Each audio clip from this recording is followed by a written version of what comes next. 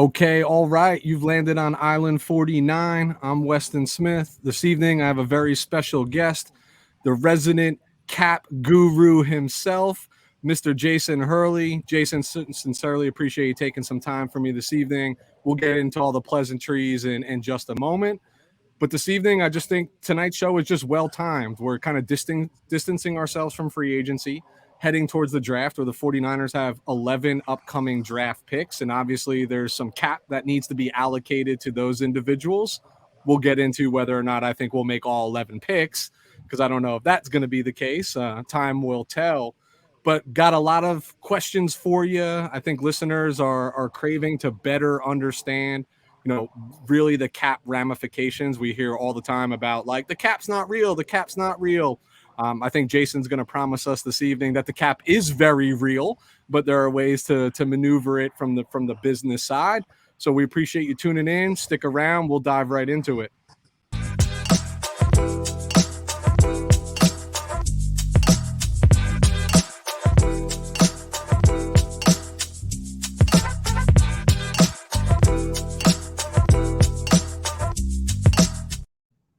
All right, back at it. So, Jason, again, first and foremost, sir, appreciate you taking time out of your schedule. I know you've been making your rounds. It's Yep. that time of year where you get the Yep, it opportunity to is. shine. But before I start playing the game of 20 questions with you and picking your Yeah. brain, tell my listeners kind of why you love this stuff, where they can find your information if they're curious around cap content for the San Francisco 49ers. Give me the whole shebang, brother. Okay. Yeah. So for anybody that's interested in following me, Twitter at 49ers Cap, and of course my website 49erscap.com. Basically, I got into this as a hobby in the beginning. I'm just so intrigued with the business side of sports. I actually used to keep a notebook when I was in high school. I started this. Like, yeah, I kept a notebook, an actual pen and paper or pencil. I'm not sure which one it was, but it's a notebook. It's that long ago. Oh, around the early 2000s. So I legit kept it from my mother because I thought it was geeky. I thought I was a geek. I thought I was a nerd. And now it's like I don't care. Whatever. Call me a nerd. Call me a geek. I don't mind it. You should have no shame in your game, my friend, right? Yeah, exactly. We are all different creatures. We are made differently. We have different interests. And without your interest, there's no show this evening, right? So I appreciate Right. you keeping that interest and hiding that notebook and see it to come to fruition. I was saying this to you offline, Jason. I'm Yep. a big believer in supporting content creators of all walks of life in all realms. And I love what you put out there. I love that you take the time down to the individual signing. So if you are not following Jason, please go do such on Twitter. And what you will find is that anytime the 49ers make a new signing, his little Twitter at changes to the updated cap space. So I mean, it is Yep. live, real time indicating Yep. as to where the 49ers cap situation for that current year presently Yep. resides. So that with that being Exactly. said, I'm gonna give you some low-hanging fruit here, Jason. Tell the Okay. listeners as of March 28th, 10:07 p.m. Eastern Standard Time, what's the 49ers cap situation look like? Right now, it's 2.5 million under. That's before the Matt Pryor signing. That's probably veteran minimum deal, so it won't count much against the cap at all, if it does count, Okay. because it's only the top 51 salaries count in the off season. Perfect. Let me ask you, Yep. 2.5 and change, Yeah. 11 draft picks upcoming. Hmm. Is that enough to sign all 11 picks? Yes, it is, and I'll tell you why. To sign our draft picks, if we end up keeping all 11, which who knows, we kept all of our picks last year. We didn't trade, so it could happen again. To sign them all, we would need around $700,000 top 51 cap room wise, and that's because while the third round picks will count on the top 51. That means three players making 870,000 will go down off of it. So it kind of like replaces each other. And then the only part of the day three picks that will count is just their prorated bonus for that year. But all when the season is set, when the rosters are set, they do need 9.7 million. But right now they don't need that at this time. Got it. So that's more come September or come camp. They'll need the Exactly. 9.7. Yep. Once the final roster is finalized, that's when they need to have all that money. So I'm not a math major, but I like to think I'm pretty decent with numbers here. If we're sitting at 2.5 today and we're going to need 9.7, right? So 7.2's got to come from somewhere as we get closer to camp. Yep. Where is it? What's most logical where that money's coming from? Is it really just the long-term extension and massive contract that Bosa is going to get that's going to lower his cap number for 2023? Is that the most logical candidate? That's the most logical candidate, yes. Yeah. Nick Bosa. His extension will create a good amount of cap room. It's probably they'll probably be able to get it down to around 10 to 12 million. Okay. So that's 5 to 7 million, I think, saved. That's 5 to 7 million they can save. It depends on the amount of the signing bonus they give him. If he wants a big signing bonus like 35 million, then it's just going to depend on the prorated portion. Because signing bonuses do not count against the cap, right? They in some don't capacity. They only count against the cap because of the prorated. The prorated portion counts. So when a player gets, say, a $30 million signing bonus, or let's say 15 million to make it easy, over 3 years, he gets $15 million signing bonus. He gets written a $15 million check. It may not be all paid right away. Some teams, they pay it. Actually, all the teams like to have a payment schedule, a payment plan. Basically, they pay the player certain, by the end of the league year, it's all paid to the player. So 5 million of that 15 million would count this year, and then another 5 million the next year, and then 5 million in the third year. That's how the proration works. Okay. Got it. No, that makes sense. So these are some of the things that I'm confused about too, right? Because like in the world of, we've seen this all the time with like Tom Brady, right? Why was Tom Brady never one of the highest paid? Everybody says he's the GOAT. Why was he never the highest paid player in the NFL? Because he like restructured his contract time and time again, which usually meant huge signing, not a huge signing bonus, just converting it to a signing bonus, right? Versus salary. Yep. But there's got to be limitations to this, right? Because otherwise, why wouldn't owners just be like, oh, you know what? I'll stroke $160 million this year in signing bonus checks, right, on restructure. So I have another $160 million to go sign superstars, right? What are the restrictions and limitations to this? Restrictions and limitations would be, first off, teams have to have a certain amount of cash. That's the money. When you're looking at cap versus cash, the cap is what counts against your cap. The cash is what the player makes over the year. Like if we had a regular job, we'd make whatever, that's what we're bringing home. So the cash they have to have, I think, a contract they put like 75% of it in escrow. So things get muddled up, and it's very hard to really explain it, but teams have to have a certain amount of cash They have to have enough cash to actually pay out the signing bonuses. So a couple years ago, the Raiders, they're one of the teams that are the most worst run franchises. I Not mean, shocking.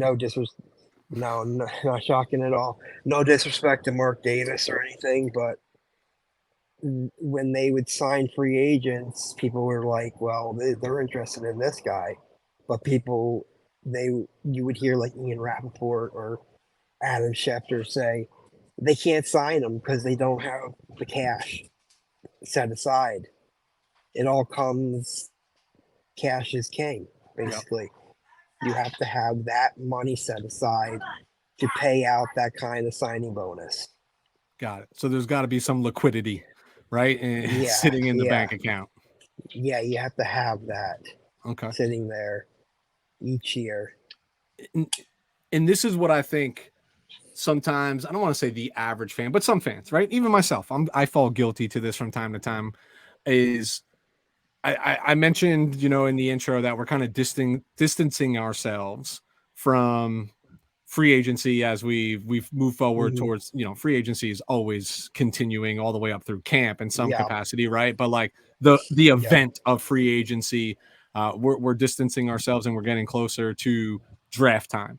Now, yep, like every fan, right? You always want your team out there signing the best of the best, right? And why am I not active on day one? And why can't, like, I mean, 49ers, right? We'll talk about this in a little while because I want to get your opinion on it. But like, we sit yep, in quarterback controversy hell year over year under the Kyle Shanahan, yeah, John Lynch era. You see Lamar Jackson out there, and I know we don't have the collateral, right? But like, right. we certainly don't have the compensation based on who we have on our roster as well. So I guess where I'm going with that is love for you to explain like why it's a beautiful thing that there's a salary cap and keeps this league under control, and how come it's impossible for these teams just to go, compared to the NBA, right? Where you could just build Yeah, superstar teams and pay a luxury tax and move on. yeah. In the NFL, the salary cap is a complete hard cap. Can't go over it. The only time you can be over the cap is during the period after the Super Bowl up to the beginning of the new league year, which was March 15th. Then you have to be cap compliant.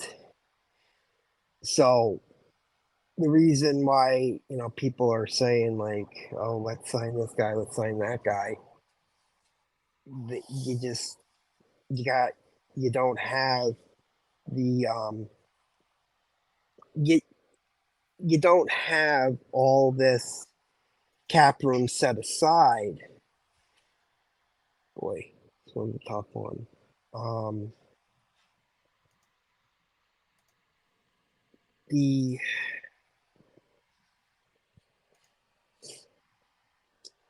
This one's a tough one for me.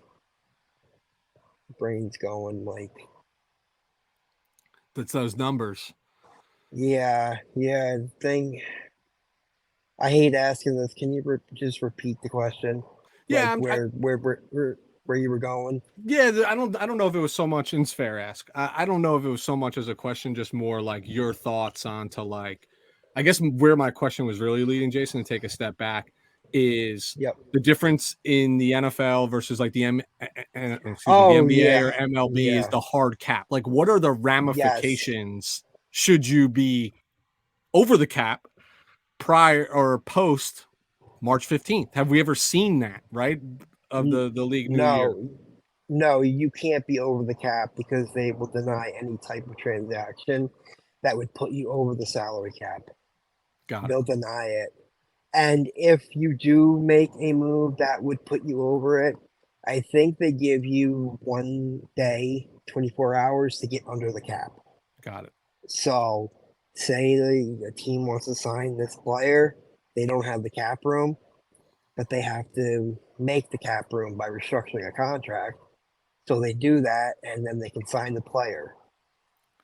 Got it. Basically, this would happen if like a trade happens, Yeah. like like like I don't know when it was. It was during the draft, but we had traded with the Colts, and people thought we traded for Dwight Freeney. Remember the edge Oh yeah. rusher? Yeah, yeah. Yeah, and it was like, well, that would put us over the cap, but you have 24 hours to get under the cap. So and it really only matters with trades because when you sign a player, if you're not under the cap or if you don't have enough cap room, that's where you're going to have an issue. They're going to deny it. Yeah. See, I've never so I'll be 40 in 2 months, right? And I've been following the NFL for 35 years, and I, for the life of me, cannot remember anybody being. I know there's been horror stories of the day before the league year. They're really, really close, and these general Yep. managers and CFOs are scrambling to restructure. But you make a good point about like, hey, you have 24 hours, right, to do that. Yep. And usually that comes in the form of like, hey, when you're scrambling, we see a lot of this restructuring taking place Exactly. of existing contracts. I know on paper, like restructuring, like, okay, coming into this offseason, I want to talk about the Javon Hargrave signing in a little bit, but people are like, hey, you can restructure Trent, Eric, Kittle, McCaffrey, Warner, right? You go down the list and you're like, you can restructure Right. all of these people. But in my opinion, and keep me honest here, I might be entirely wrong and I'm totally fine with being corrected. But yes, restructuring, like we saw it with Charvarius Ward, right? Get done And early Fred this year, Warner. freed up some money. Yep. Yeah, Fred. Yep. And Warner. Um, but these like to me, restructuring is really just kind of like kicking the can down the road. Like eventually, like you're just the way Yep. I interpret it is like you're Mhm. erasing a deficit for the present year, but you're creating a larger deficit in years to come. Is that an accurate assumption Yeah. related to restructuring? Yes. That is accurate. It's like borrowing from the future. You're borrowing money from the future cap, and yeah, you are kicking it down the road. So that is a accurate assumption. That's basically what it is with Yeah. restructuring.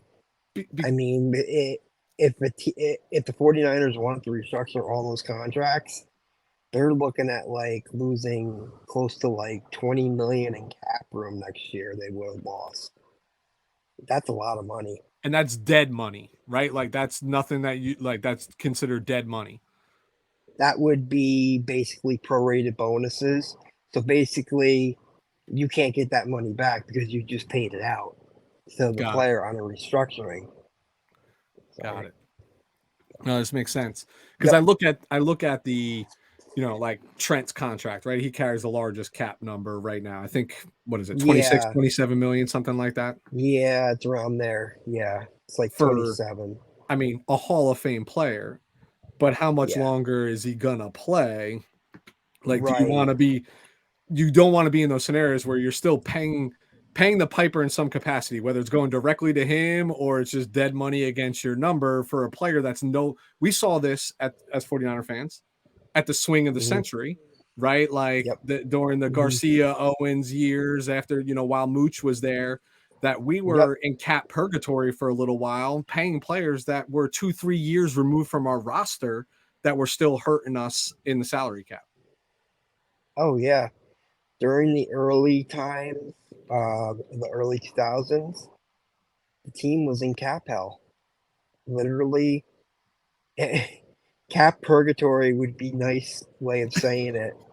The bad way of saying it is they were in cap hell. They didn't have the ability. I mean, I remember watching the draft and seeing like the 49ers don't even have enough players under contract to make a top 51. No. It was that bad. And they would restructure this guy and that guy. They restructured everyone. I remember they would restructure like Terrell Owens, Jeff Garcia, Newberry. They would restructure JJ Stokes. They did everybody that they could just to get under the cap. And a big part of what really led to this was while Eddie DeBartolo was a great owner, he wasn't great business wise. He did a lot of under the table deals, which is why the Niners got in trouble. They got penalized with draft picks, money. Eddie had to sell the team to his sister. So that's where it really started. And it was just a domino effect. Started to just one after one by one. It just got terrible. The team got terrible. Then the salary cap, and he just couldn't get out of it. And finally, give Prague his just dues because he's done a great job getting the team into where I consider the cap to be very, very healthy. You bring up a great point. Not even a question I was thinking to ask you, but since you just brought it up, well, first, before I ask the question, you bring up Eddie DeBartolo, who, I mean, God, us longtime 49er fans, like, how do you not love that man? Like, he was the epitome of like if there was ever such thing, a player's owner, right? Like they all loved him. They swear by him. Yeah. Like he was that kind of guy, this, kind of supporting in Bill Walsh with the standard of excellence and the travel professionally. And this is a business and work. So when I was a kid, and I mean a young kid, we're talking early 90s, I wrote a letter. My school teacher was like, hey, write a letter. And whoever you want to send it to. And here I am, like 9 years old, sending a letter to Eddie DeBartolo Jr. Eddie didn't respond, but the letter actually came from, see if you remember this name, Carmen Policy. That's who the letter came back from. Now, you know where I live. I'm in New Jersey, right? When Hurricane Sandy came, all of my stuff used to reside under my parents' like house, and they had a basement, like not a basement, but they had the like their house was raised, so all the storage was underneath it. And during Sandy, everything like there's no even history of me like playing a sport ever in my life because all the trophies. But besides the trophies, this is the thing that I am most upset about. Was a probably typed by his secretary, but at least signed, I like to tell myself, by Carmen Policy, right? And that was like my validation of like, this is how long I've been a 49ers fan, right? Like, yeah. It's funny you bring that up because I remember as a kid, I wrote a letter to the 49ers and it was for Terrell Owens, and I got something sent back, like a photo of Terrell Owens that was supposedly signed, but I'm pretty sure it wasn't actually Terrell Owens' signature, real signature. It was that facsimile, whatever that reprinted. But I thought that was cool as can be. Just the fact that they respond, right? Let's call it what it is. It's probably like the equivalent of today's like DocuSign, right? Like it's just already in there. You click a button and goes. Yeah. Those were the days, man. You know what I mean? When you can just like pen to paper, right? Lick the envelope, put the stamp on it, send it in. Nobody does that anymore. And they responded. That's one of the reasons why I love this franchise as much as I do. But I regress. You mentioned Parak. A lot of us fans will coin him as like this mathematical genius. One thing that I've noticed that is consistent with him is, from an outside perspective, it seems like even our superstars take quote unquote team friendly contracts, which, listen, they're under no obligation to do this whatsoever, right? All of these professionals have a very short window to earn a stupid amount of money. And I'm of the school of thought of like, go get it, right? The average shelf life of an NFL player is like 3 years. Go get paid whatever you can get paid. But why? Like, what do you think it is about either Parag's negotiation skills or the feeling they get inside the clubhouse, considering they live in the state with the largest level of income tax, right? So they see less of this money, that they take team-friendly contracts? Like, what do you think is in his secret sauce or how he structures it that makes it appealing to both the team and the player? I want to say the fully guaranteed money that he gives out, that the team gives out to the players, they will give a good amount of fully guaranteed money to get a player to sign. Like Javon Hargrave, they brought him in, 4-year, $84 million contract. They fully guaranteed $40 million of it.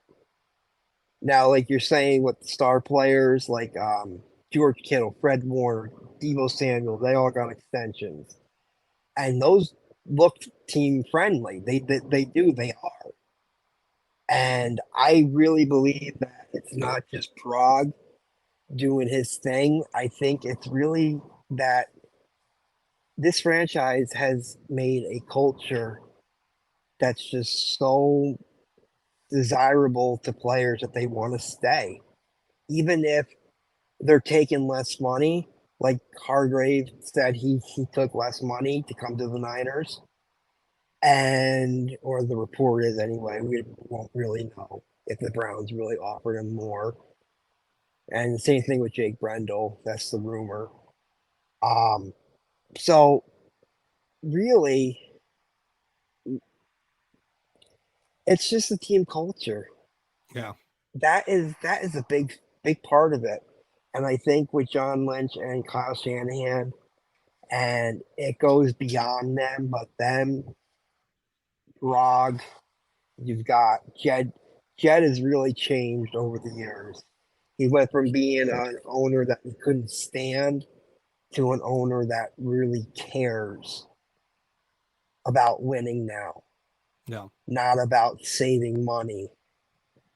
So It's funny. whatever they did, they made a culture that players love. And I appreciate him for it, right? Because you don't see, Yeah, like you see even the relationships that like coaches who have departed still have with the coaching staff. You see the relationship that players, right? And how they engage with each other on social media, whether it's, I call them the 49ers of the Southeast, right? The Miami Dolphins. You just see like the interaction back and forth between these players. So, there's yep, a brotherhood, for lack of a better term, yeah, that's established. But I'm yep, always baffled by Parag because I think he always gets the knock of like, we do tend to, with our superstar players, kind of drag these negotiations into the 25th yeah, hour. Like I don't think I think we get it done in time and he's not holding out, but this thing's not getting ironed yeah, out until the middle of training camp, right? Like he's not going to suit up the first couple of weeks of training camp, and nor should he. He shouldn't be out on the field yeah. without that No, he long-term should. money. No, Nick should not be out there until he gets his guaranteed money. He should be like what Debo did. Yep. Do things on the sideline. That's it.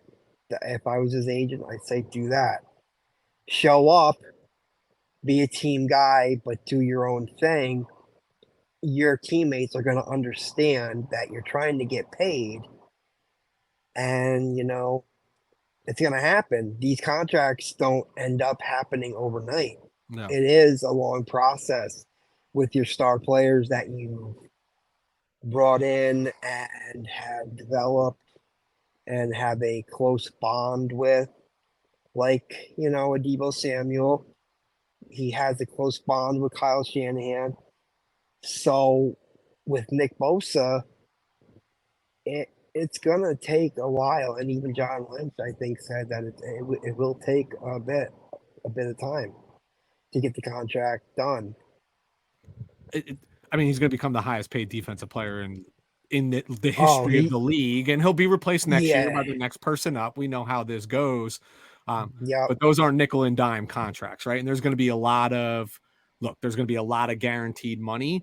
But I think this brings me yep, back to like Javon Hargrave, right? Like when I look at numbers, I see a cap number of 6.6. I see yep, a guaranteed salary of just over 2 million, and then you see like workout bonuses and in-game bonuses and things of per game bonuses, I should say, is the better term. But if you do the yep. math, like what's his per game, something like 750,000, right? Like 750 per game Yeah, or it's something seven like hundred that. and fifty thousand. It's 750,000 over the whole season. So whatever it is, Oh, that's for the it's like whole 40. season, that's not per game. Yes. Got it. No. Okay. That's So, that's the whole So let's do season. this then. Let's do, because this is where I get confused. So let's say the whole season he can earn an extra 750 grand by playing in all 17 games. Or I'm sure there's a threshold, right? It's probably like a minimum of 15 or 16 games or something cute in the verbiage that we might not know. But let's say he can earn Right. 750,000, but he has a guaranteed salary of 2 million. So let's just round up for even math and say that's $3 million with his workout bonus for the year. So why the cap number of 6.6? Where's that extra 3.6 come from? That comes from the prorated signing bonus, because he got a $23 million signing bonus. Oh, got it. So that is the reason where that other money comes from. Now, with Hargrave, he's going to. I like to talk about cap versus cash. The cap is what you're spending each season. So his cap number is 6.615 million. So it's just over 6.6 million. He's taken home more than that because he got that $23 million signing bonus. It's probably in a payment plan, like I said earlier. So there's going to be a payment where he'll get all that money by the end of. It could be by the end of March. He could get it all. Okay. That's the type of thing that I'll never know, because they don't talk about whether or what the payment plan looks like. I mean, you've got ex-agents or former agents, I should say, like a Joe Corey who writes for CBSSports.com. He goes in depth about everything, and his articles are great. And the things that I've learned is amazing. He's amazing. He'll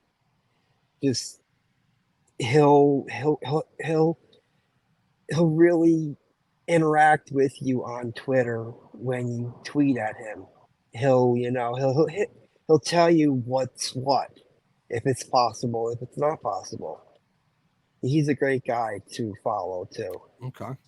Like that. Plug in somebody else that I did not know, and know that you can get some valuable information. So resident cap guy, that's what I like to call you, because that's how I talk about you, is if you look at the Hargrave, because I'll be honest with you, I think prior to the Mooney Ward restructure, a little bit of Fred restructure, and there is a difference between restructuring and extension. There is a drastic difference, correct? Yes. Restructuring your contract means you take a portion of your base salary and convert it into a signing bonus, and then you prorate that money over the maximum is 5 years. So what the Niners have done there is they've added in void years, which are just basically dummy years. They don't exist. They're just there for cap purposes. So they save the most amount of money that they can save. So with like Mooney Ward, it was like nearly 10 million was the maximum they could save. It was like 9.98 or something like that. It was like so close to 10 million. It literally was. And then with extensions, you can save money, but that guy is getting a new contract that, basically he's getting a pay raise. Yeah. He's getting more money now. He has a new average per year. So when Nick Bosa signs this deal, it'll come in at least 35 million, maybe 40. I don't know where it's going to come in at, but it will be ridiculous. And then you have also pay cuts, when a player will take a pay cut to stay with the team. Now, it's happened with the 49ers. It happens very rarely that the team asks a player to take a pay cut. You see it more with teams that are really run great cap-wise. So there are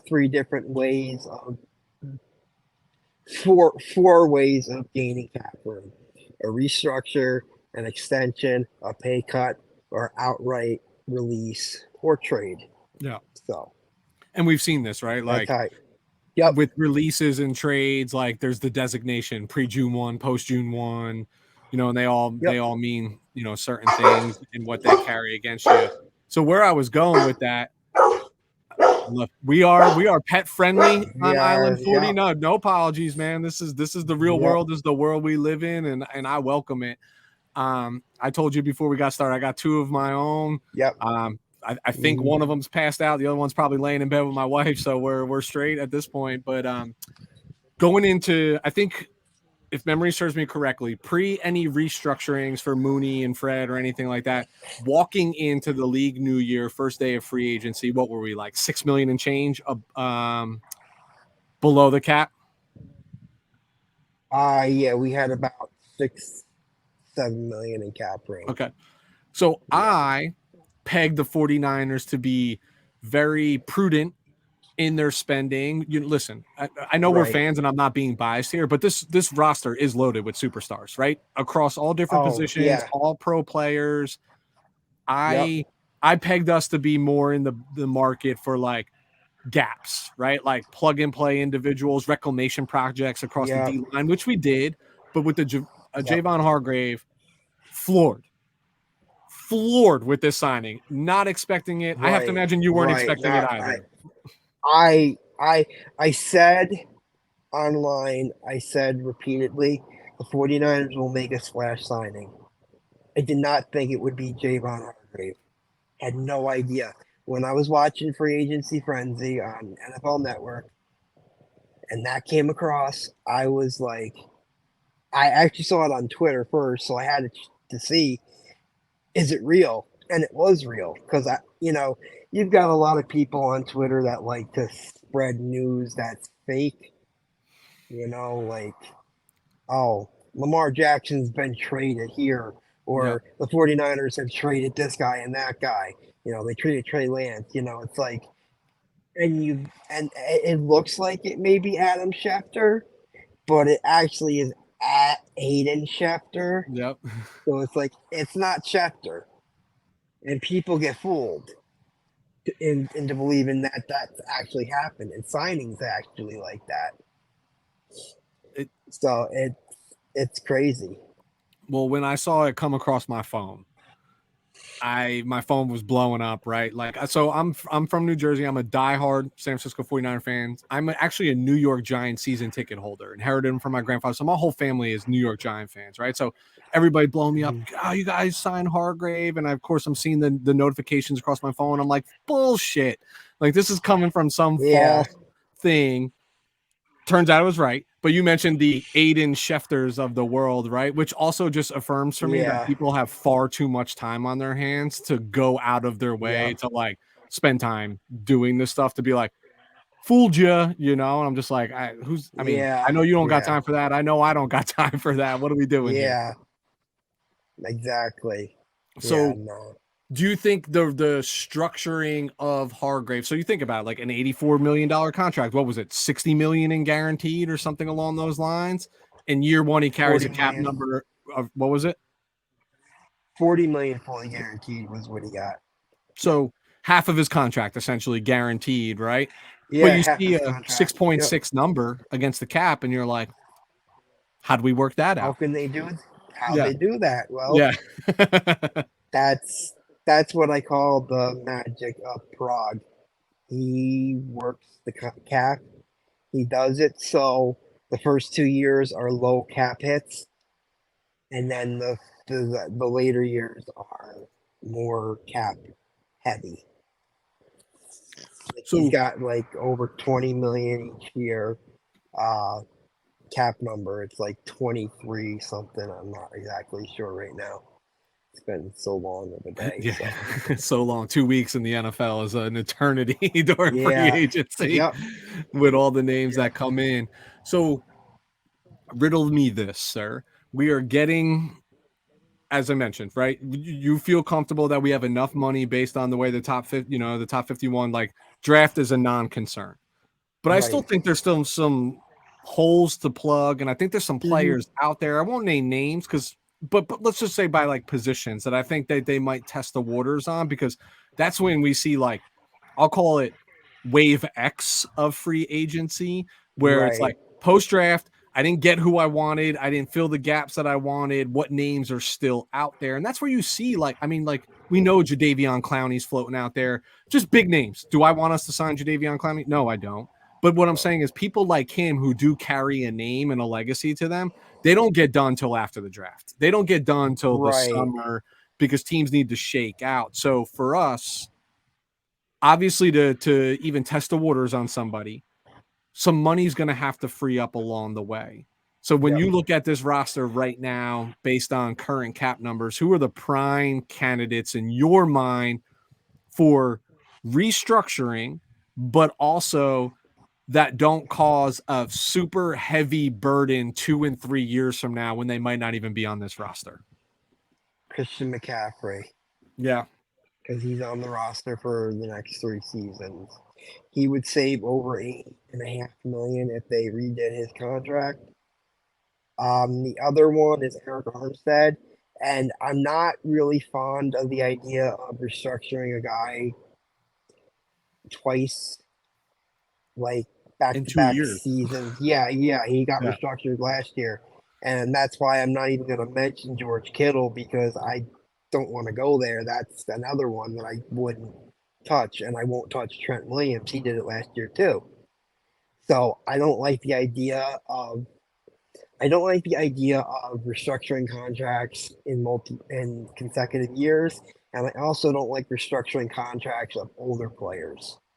Now, a Ward, a Warner, and a McCaffrey, they're young.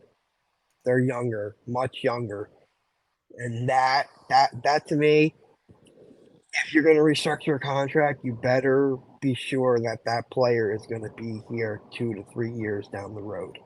Yeah. Otherwise, we're looking at 2002, 3, 4, and 5 all over again for the 49ers. And Yeah, we don't want to be the New Orleans Saints where they're 100 million last year over the cap, and then this year 62 million over the cap. Just they had shed so much money, and they are just kicking it down the road, and they're going to pay the piper.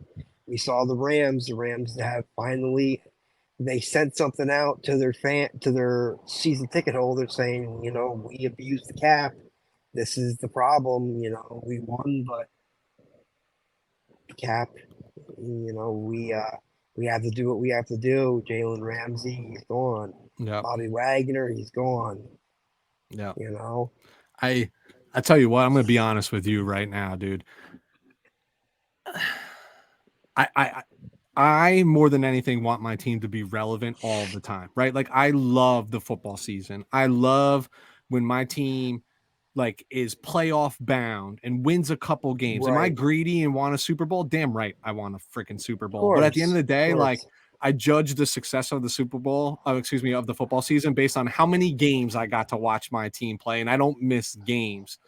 But I tell you, right, exactly. I trade spots with the Rams right now in a heartbeat if it meant lifting number 6 because dude, I haven't seen a Super Bowl since I was 11 years. I mean, one Super Bowl hoisted Lombardi. I was 11 years old the last time I that was happened. I was 10 years old in '94 when we won the last one. Yeah. So I was yeah, 11 and yeah, it's been a long time, man, and I'm starting yep.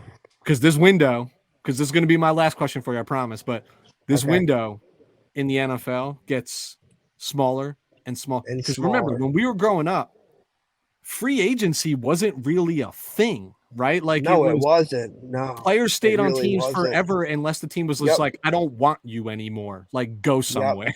You know what I mean? yeah, Like yeah, you could buy a jersey of a player and wear it for the next 10 years and not even have to worry about it. I have a rack of jerseys over exactly. here and a bin of them that are full of people. Like here's a true story. I was cleaning out the trunk of my car the other day and I found a Reggie Bush 49ers jersey. It's probably been sitting there folded in this plastic Wow. bag for what? When was he last on the Niners? 2014? Yeah, 14 or 15. Yeah, Yeah. 14. So that's how long it's been Yeah, sitting there, right? Like, and it yeah, was good for 1 year. Not even, it was good for yeah, 3 games. That's how, yeah. so Yeah, he tore his ACL in the soup or whatever dome that's called yeah, in St. going, Louis. what is it now? The Mercedes, no, that's Atlanta. No, yeah, Mercedes Benz, right in New Orleans. Is that where he tore it?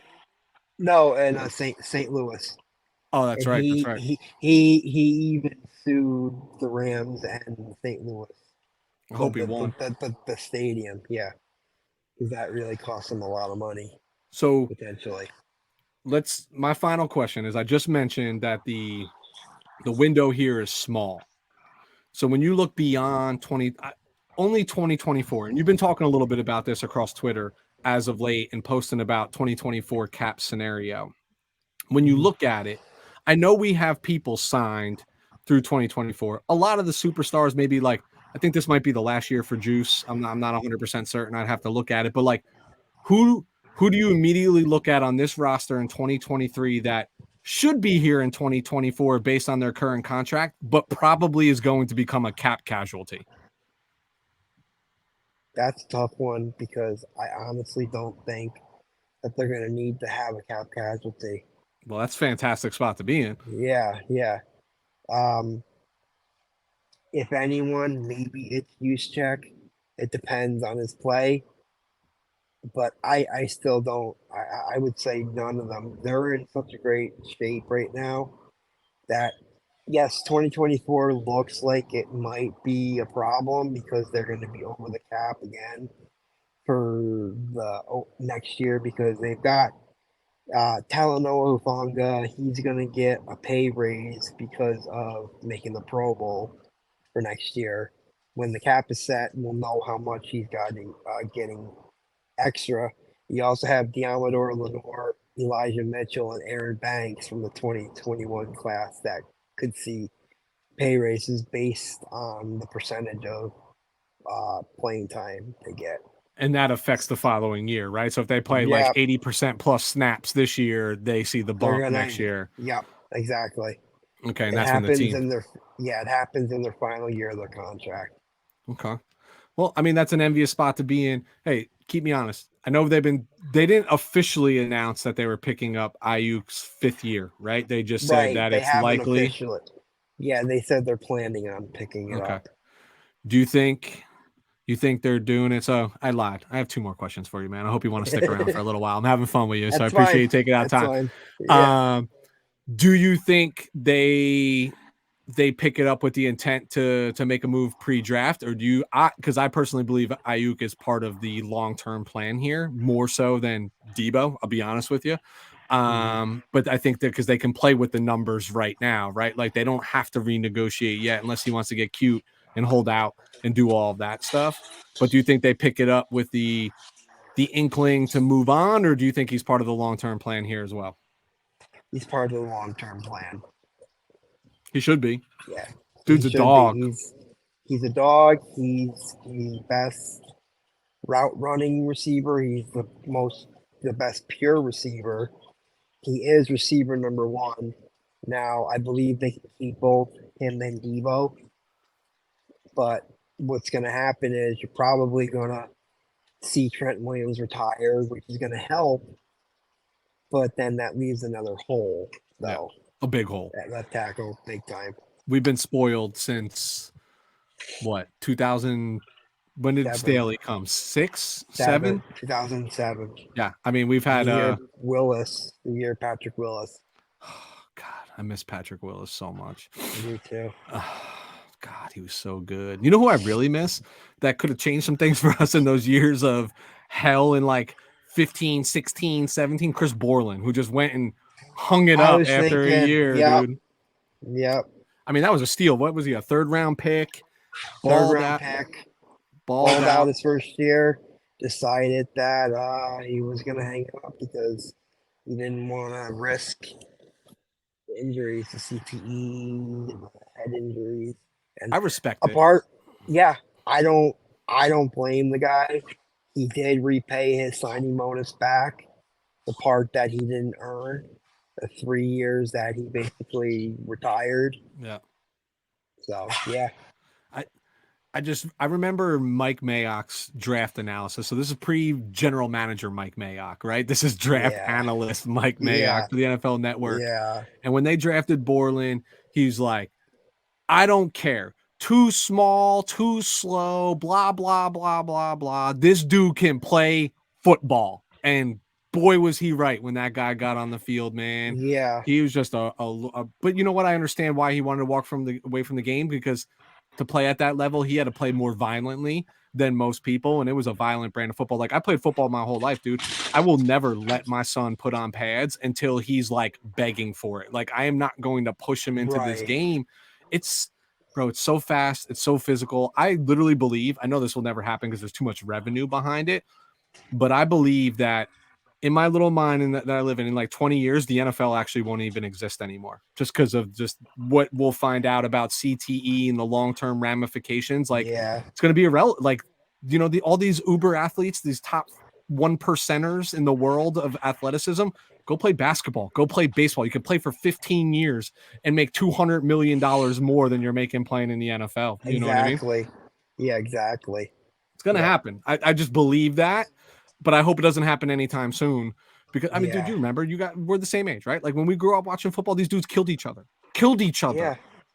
Helmet to Yeah. helmet They wasn't even a were thing. You were cheering no. for it. Yeah, you were cheering for helmet to helmet. Now you're like, oh, you know, you don't want to see that because you're afraid for the guy because what happened with Damar Hamlin was so that had me, you know.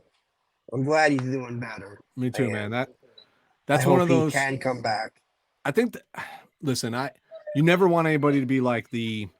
I don't have a better term for this, so I apologize if it comes out the wrong way. Like the sacrificial lamb, and what Right. I mean by that is like it took every once in a while it takes something very unfortunate to open people's eyes, right? Like that we love this game, but let me Yeah. be very clear about it. It's a game. You know what I mean? Yep. It's a game that we invest or a lot of money is invested into these athletes to be entertainers and things of that nature, but strip all of that. These are human beings just like you and I. And Exactly. I think even to the most critical fan, right? Because we see there's some disgusting fans out there, dude, that just like Oh don't yeah. care about the Yeah. person and the people and whatever. Yep. And it is what it is, but like even in that moment, right? Like you feel like those people are corrected for just a quick second to be like, this could happen to anybody, anywhere, anytime. Dude, it was a routine tackle. Like it was literally just a Yeah. routine Yeah. tackle that he got squared up Yep. on, and a 1 in a billion thing happened. Yep. All right, my final question for you for real this time, Jason. Okay. What do you make of the gift that is the 49ers that keeps on giving? And I had a buddy say it to me today. The three certainties in life are death, taxes, and a 49er quarterback controversy. What do you make of the John Lynch yesterday, Kyle Shanahan today comments? And where does your mind sit with what the expectations are around the quarterback position heading into the 2023 season? Yeah. I truly believe Trey Lance will start week one because I don't think Brock Purdy's going to have the time to be able to get the reps in. And I mean, it could happen with Darnold. He could win the starting job. I don't think he does. I think Trey Lance is a starter week one. And I'm just like, my mind's going crazy thinking, what's happening with the quarterback situation. This is every single year it's happening now. It's like we have the worst luck with injuries. Yeah. First Trey goes down, then Jimmy goes down, and then Brock gets hurt, and then Josh Johnson gets hurt, and you've got McCaffrey at quarterback, and then you had Brock back in, but just handing off because he couldn't throw. If he tried to throw the ball, he would have that would have made it worse, and it would have made a Tommy John surgery. Yeah. I thank God it wasn't. I know you and Yeah. I probably think the same way. At the end of the day, I don't care if it's Brock Purdy, Sam Darnold, Trey Lance, Jim Druckenmiller, or any of the other busted quarterbacks we've drafted along the way that I've been a fan. I'm rooting for you. Point Yeah. blank, right? Like I Yep. don't have a dog Mm-hmm. in the race. Like I don't have a Nope. favorite. I'm going to root for who it is. My logic comes into this based on how Brock played at the end of the year. He deserves to be as John Lynch put it, the clubhouse favorite, right? Like he earned that. Exactly. He's got the biggest body of work to date. The thing that I think perplexes me is because I agree with you. I think it's Trey is QB1. Let me rephrase this. Is the starting quarterback week one, And I Yep. don't, because I just don't think Brock's going to be back. And if I don't subscribe to literally anything John Lynch and Kyle Shanahan say, because I don't believe Yeah. them to ever be on the same page. I believe they try to disguise one another and just leave things Yep. there Hmm. baffling, whether it's intentional or not. It's just what happens. So I don't buy into what they're saying. The optics tell me is we know nothing about Brock Purdy's recovery timeline. Nothing. We have never Yeah. seen the No. UCL injury No. at this scale before. It's not an ACL, it's Right. a UCL. I don't think Yep. he's, even if he is healthy and able to participate with a week or two left in training camp, you're really going to go start that guy week one? Like, he's not You Lamar can't. Jackson. He's You not Patrick can't. Mahomes. He's not these guys. No. It's not Josh Allen. It's And if not. he is your future quarterback, using the terms that they use in terms of looking into the future, you're really going to rush that guy in for 2-3 You can't. games that might jeopardize the No. next 2 or 3 years. Like, that doesn't logically make sense. And listen, I find Sam Darnold to actually be, I think he's played on shitty teams. Like, I don't know how else to say that. Oh yeah. Yeah. I Yeah. He's find him playing to on be shitty competent teams. in moments. Yep. I think it's possible that Yeah. he can steal reps from Trey if he doesn't ascend. But I think Yep. from now until September, whatever kickoff date, Trey Lance is going to be given every opportunity to say, hey, dude, go prove that you are worth that number 3 pick. Because at the end of the day, if you perform lights out in those first few weeks, we don't ever have to go back to Brock if we don't want to, because we have nothing invested in it other than Yeah. the last pick of the draft, in the previous Yeah. year, paying him what? What's Brock's salary right now, dude? Honestly, It's like it's it's probably not even on the laughable. top. It's like 700,000. It's like eight. It's like nine hundred It's thousand. not I even. think It's it is. 870. Yeah, 870. Yeah, I mean it's laughable how much that he's being paid compared to to Trey. I mean, and still Trey's still being paid not a lot of money either. We have like one of the lowest amount allocated to the quarterback room because we don't have a high paid quarterback. We have like what, 16 million and change to the entire quarterback position. I think that's like the number Jimmy Yeah. carried last year. You know what I mean? Yeah, Like, exactly. it's Yeah. mediocre quarterbacks are making that in a year, and that's what we have, 3 quarterbacks under contract for a single year. But that gift is only, that's short lived, right? Like, eventually, if one of these Yep. guys becomes the guy, they get paid next man up, just the way that it works. And then that window, unless you have Patrick Mahomes, Josh Allen, Joe Burrow, like those type of Justin Herbert, those types of talent that elevate your team, you need a quarterback on a rookie contract to be able to have superstars around him, or it's an issue. Exactly. Yep. All right, Completely dude. agree. Jason, I appreciate you so much. One more time, before we get out of here, let everybody know where they can find you at on Twitter, your website, everything. Yep. Go to 49erscap.com. That's my website. And at 49erscap on Twitter. Follow me and I follow back everybody. Yes, he does. I can vouch for that firsthand. That's how we got here into this scenario Hmm. this evening. Jason, I appreciate the time, the insights, just the conversation, man. I had a great time chatting with you. Me I know too. we're both, I Yep. know you love the business side. I love the entertainment side, but at the end of the day, we're just both fans of the same team Yep. when you really boil Yep. it down. And that's what matters most. I love interacting with other 49er fans.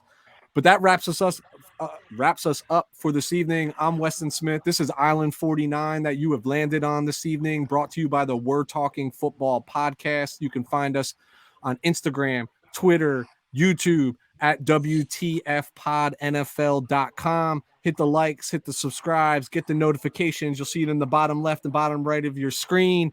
More to come. I would definitely welcome Jason back, especially as we get closer to the season and talk about some cap ramifications. Of course, if he's willing to spend Definitely. another 45 minutes Of to an hour of his course. time Of with me. course. Um, Of I always course. I always set that as the precursor. But again, Jason, can't thank you enough. Appreciate you. We'll be chatting soon, my Thank you. friend.